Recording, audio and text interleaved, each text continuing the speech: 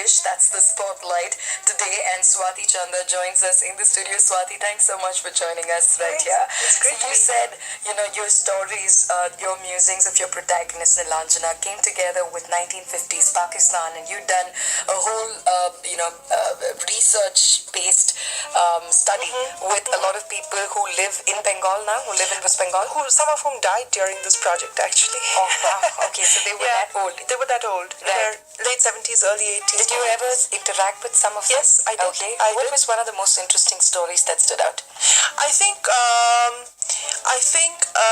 what stood out for me was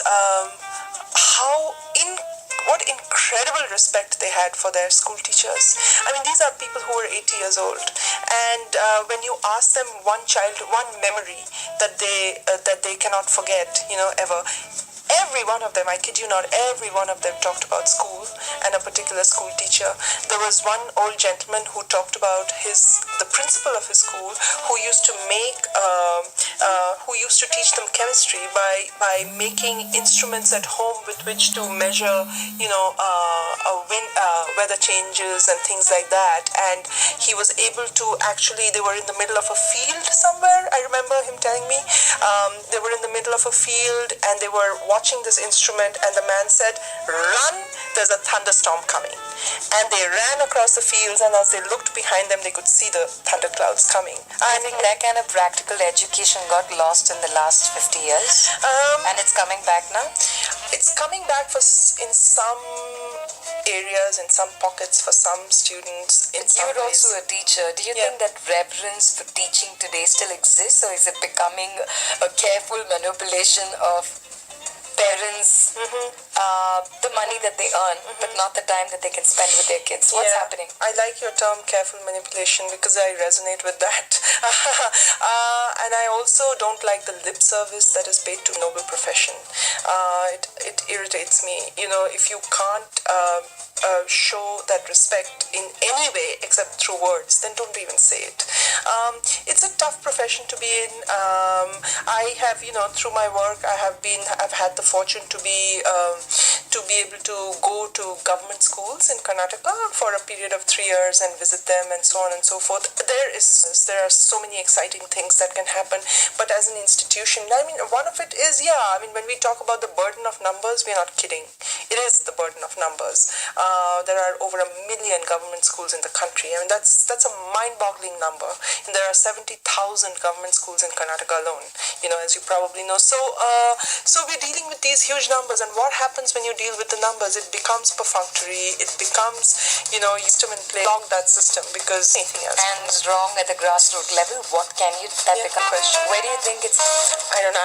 I feel qualified to comment, but to say that there are lots of work coming in to this with a vision, with a desire, with some of them with deep pockets who want to make change, and educational change is something that we will not see in one lifetime. You say that by not reading, good work, like the world has stopped listening to good music.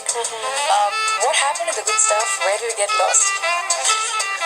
Maybe it has something to do with instant gratification, with words coming to you in text-sized bites, with Twitter, the Twitterization, yes, with communication becoming instant, and so with life just based about your salary, work, and what else? Yeah, and so you don't have the time, the space, the luxury, or even the need to delve into a book and just. Are we even slowing down today?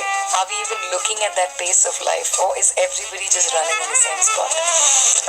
I think now, actually, today there are people who are sort of making life changes for themselves and for others, who are realization is setting in, stepping back slowly and looking around. Yeah, I think a lot of that is happening. There's a lot of entrepreneurs who say, you know what, I'm not going to work for you. Absolutely. I'm going to do what I want to do. Absolutely. And I know, because I'm a certain age, I I know people who have actually been doing that.